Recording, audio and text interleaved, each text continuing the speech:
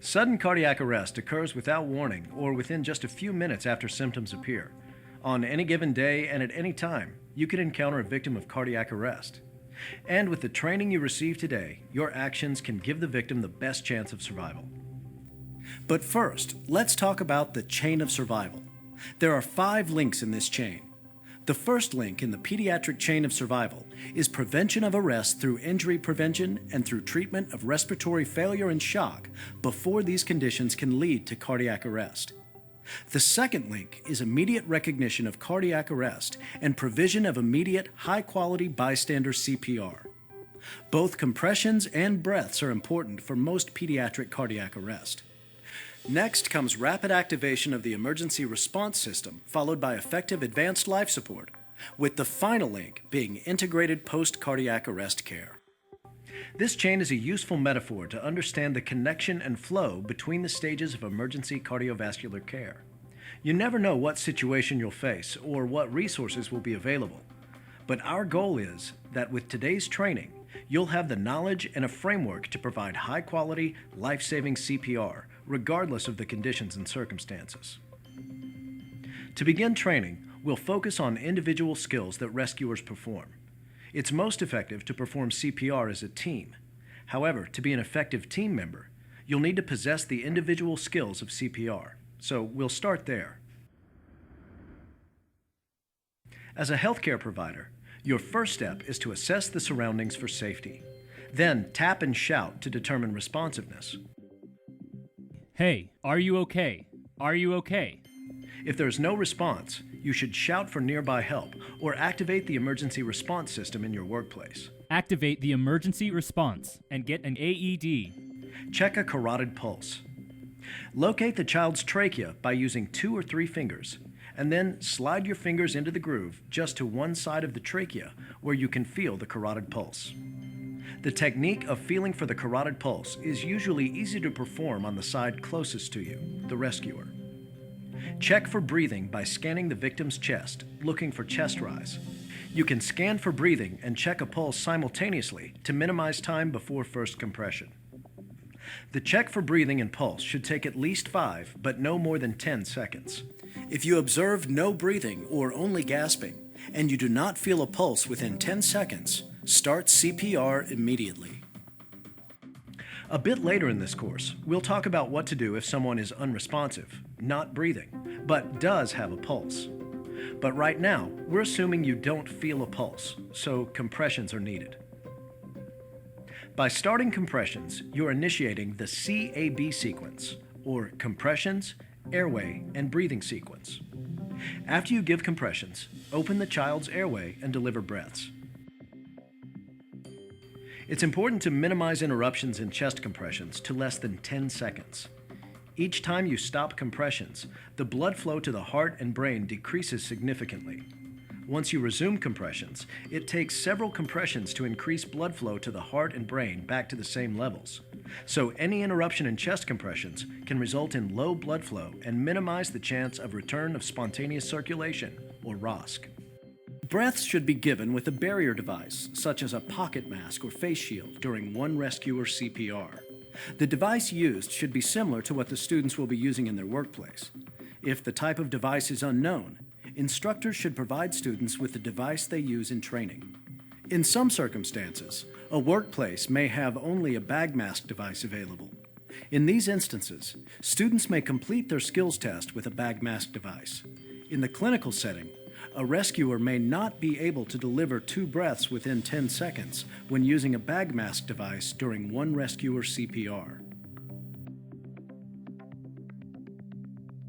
The Heart and Stroke Foundation BLS guidelines define anyone from age 1 year to puberty as a child.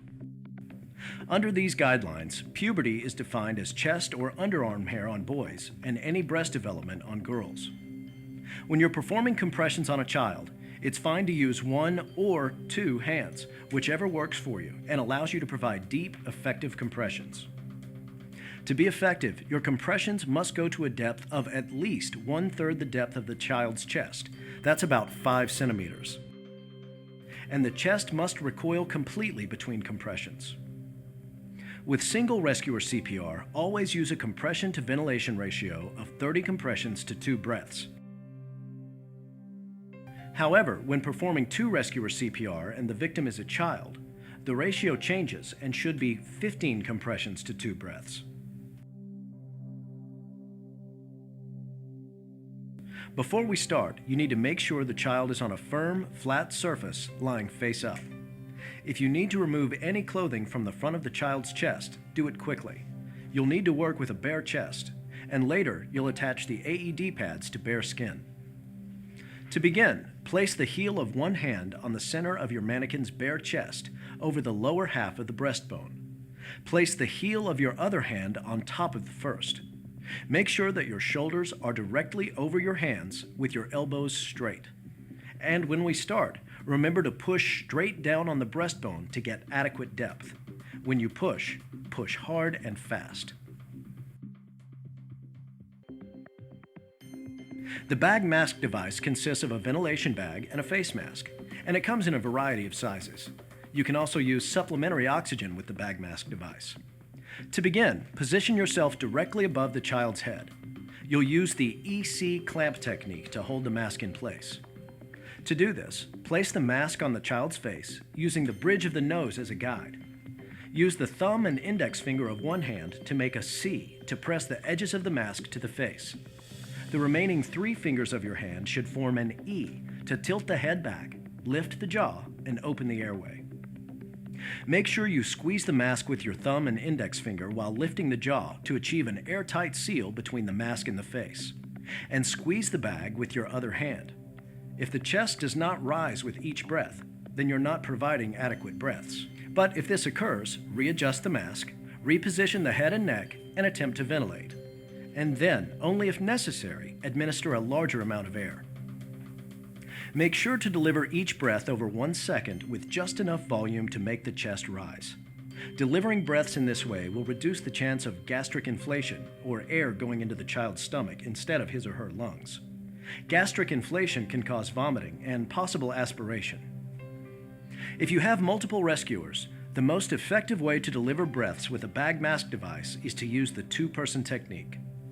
One rescuer focuses on keeping the airway open and securing the mask, while a second rescuer squeezes the bag to deliver breaths just enough to cause chest rise. The first rescuer will use both hands to seal the mask to the patient's face and lift the jaw. The thumbs and index fingers of both hands each form a C to seal the mask against the face, and the 3 remaining fingers of each hand will form an E, lifting both sides of the jaw into the mask. Be careful not to press too hard on the mask, which could push the patient's jaw down and block the airway. Another way to deliver breaths is with an advanced airway. Devices such as a laryngeal mask airway, supraglottic airway device, and endotracheal tube are types of advanced airways for providing breaths. These devices help prevent gastric distension and airway obstruction. Placing these devices requires special training that we will not cover in this course, but you should know how to give breaths with an advanced airway in place. During CPR, when one of these advanced airways is in place, the ratio of compressions to breaths changes. Instead of giving 30 compressions and 2 breaths, you'll perform continual compressions at a rate of 100 to 120 per minute and give 1 breath every 6 seconds. There are no pauses in compressions to give breaths with an advanced airway, which allows blood flow to the heart and brain to remain high. Now let's focus on the use of an AED. You'll be familiarizing yourself with the AED device that you'll use today for your training class. There are some differences for the use of an AED for infants and children under 8. Some AEDs can deliver either an adult or child shock dose. The child dose is used in children under 8. If you're using a pediatric-capable AED, it will have features allowing a child-appropriate shock. But which feature is available depends on the type of AED you're using. Your AED may also include smaller-sized pads that are designed for children under 8 years of age. If it does, use them. If not, use the adult pads while making sure that they don't touch or overlap. However, you should never use the child pads for an adult. The shock dose delivered by child pads is too small for an adult and will likely not be successful. It's better to provide high-quality CPR than attempt to shock an adult victim with child pads. Some AED pads recommend a different pad placement for infants and children, placing one pad on the chest and one pad on the back. Follow the pictures on the pad packages for proper pad placement. Although AEDs may differ slightly, there are 4 universal steps for operation: turning on the AED, attaching the pads to the patient, analyzing the heart rhythm, and delivering a shock if indicated. To begin, turn on the AED. Just open the carrying case or the top of the unit and simply power on the AED. Some devices will power on automatically when you open the lid. After that, attach the pads to the victim's chest by using the diagrams on the pads for correct placement. Some AEDs may have adult and pediatric pads. Be sure to use the adult pads on anyone 8 years of age or older. If you're not sure of the child's age, use the adult pads.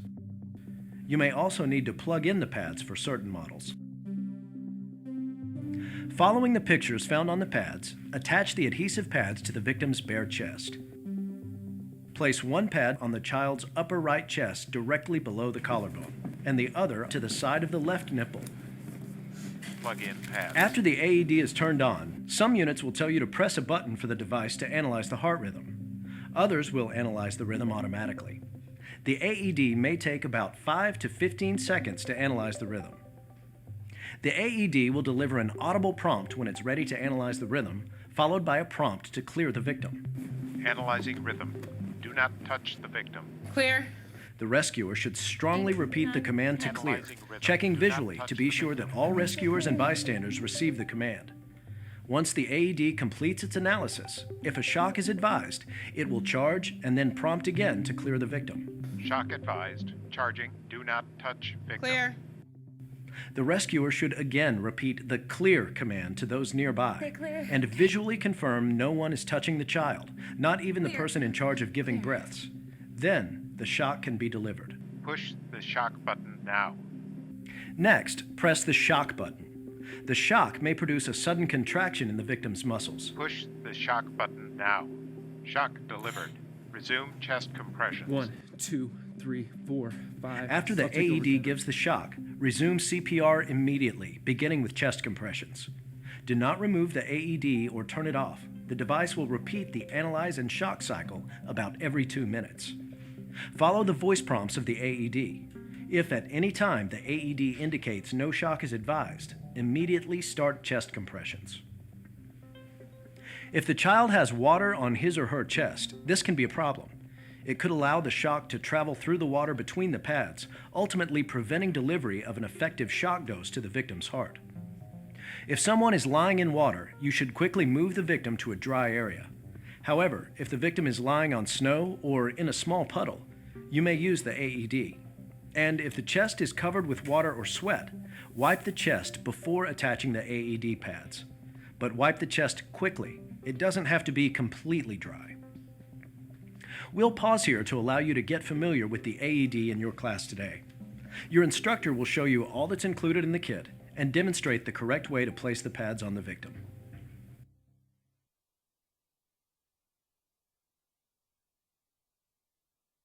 There are some differences in sequence for the lone rescuer of a child, depending on whether the child was found in arrest or the arrest was sudden and witnessed. If you do not witness the arrest and are alone and have no mobile phone, you should shout for help, but perform 5 cycles of CPR before you leave the child to activate the emergency response system and get a nearby AED. Then return to the child to perform CPR and use the AED. However, if you are alone without a mobile phone and you do witness a child suddenly collapse, you should leave the child to quickly activate the emergency response system and get a nearby AED. Then return to the child to perform CPR and use the AED. Of course, when there are multiple rescuers, the first rescuer should remain with the child to begin CPR, while other rescuers activate the emergency response system and retrieve the AED. Now, we'll talk about the skills for 1 and 2 rescuer infant CPR. But this time, we'll first learn to check for a brachial pulse, followed by infant compressions, and then we'll go on to breaths with the bag mask device. Finally, we'll combine those for practicing 2 rescuer infant CPR. To check an infant's brachial pulse, First, place 2 or 3 fingers on the inside of the upper arm, between the elbow and shoulder. Then, when attempting to feel the pulse, press the index and the middle fingers gently on the inside of the upper arm for at least 5 seconds, and no more than 10 seconds. If there is no pulse, or if the heart rate in an infant or child is less than 60 beats per minute, with signs of poor perfusion despite adequate oxygenation and ventilation, begin compressions with the ventilation.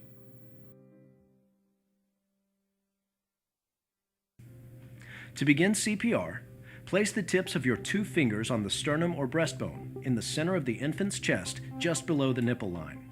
But be careful not to press on the bottom of the breastbone. With that correct position, push hard and fast to a depth of at least 1/3 the depth of the chest, or about 4 centimeters. And the rate needs to be 100 to 120 compressions per minute. After each compression, allow the chest to recoil completely.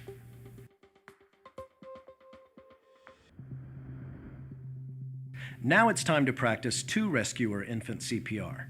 But before we do, let's take note of a couple differences between 1 and 2 rescuer infant CPR.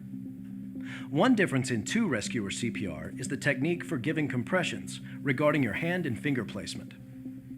When you do 2 rescuer CPR, the person doing compressions should use the 2-thumb encircling hands technique. Here are the steps. Place both thumbs side by side in the center of the infant's chest on the lower half of the breastbone. There should be no pressure placed on the tip of the breastbone, and your thumbs may overlap in very small infants. Then, encircle the infant's chest and support the infant's back with the fingers of both hands. In this position, use both thumbs to depress the breastbone approximately 1/3 the depth of the infant's chest, or about 4 centimeters. The other key difference that we've mentioned is the compression to ventilation ratio. As we mentioned before, instead of a 30-to-2 ratio in a 1 rescuer situation, you'll use the ratio of 15 compressions to 2 breaths. So, let's practice our compressions for 2 rescuer CPR. As a reminder, make sure your rate is between 100 and 120 compressions per minute. Use the 15-to-2 compression to ventilation ratio because you have 2 rescuers.